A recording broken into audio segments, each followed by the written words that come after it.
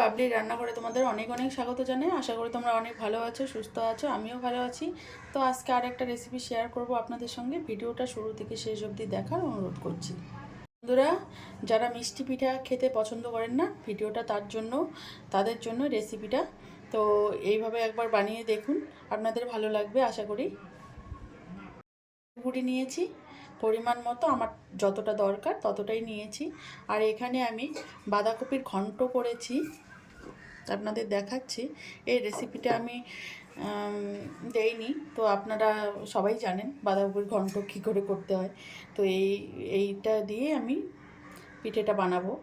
আমি কড়াই বসিয়ে দিয়েছি, কড়াইয়ে পরিমাণ মতো জল দিয়ে দিয়েছি, এখানে একটু লবণ দিয়ে দিচ্ছি।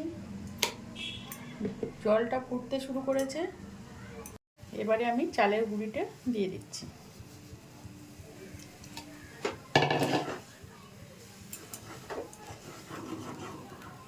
এটাকে ভালো করে মিশিয়ে নিচ্ছি।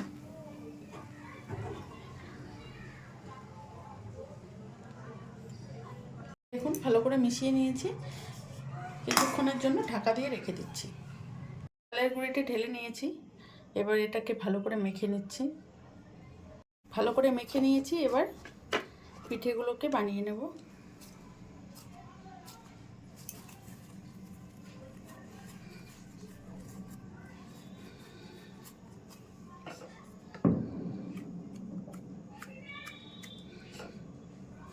চালের গুঁড়ি একটু নিয়ে নিচ্ছি হাতে।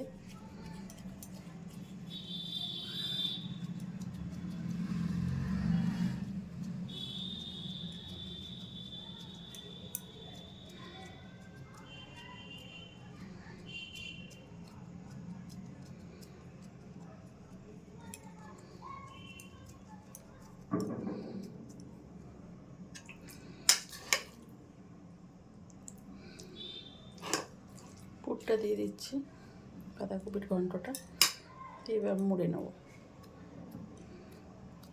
আমি হাতেই বানিয়ে নেব, তো আপনারা বাড়িতে যদি ছাঁচ থাকে পিঠে বানানোর, সেটা দিয়ে বানিয়ে নিতে পারবেন।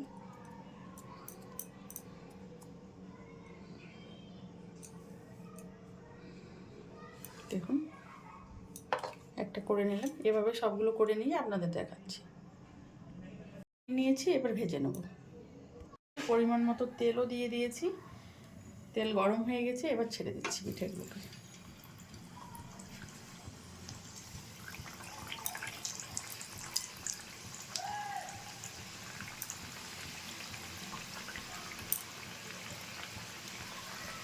পিঠেগুলোকে উল্টে দেবো।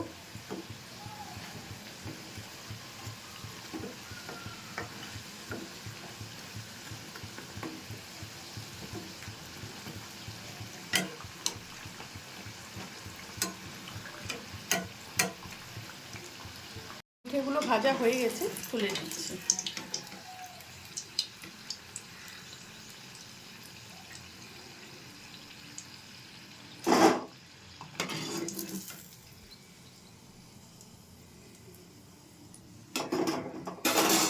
বাকি পিঠেগুলোকে দিয়ে দিচ্ছি।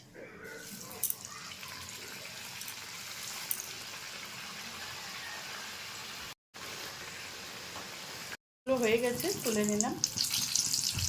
পিঠেগুলোকে দিয়ে দিয়েছি, সবগুলো ভেজে নিচ্ছি। সব পিঠে ভাজা হয়ে গেছে, তুলে নিলাম।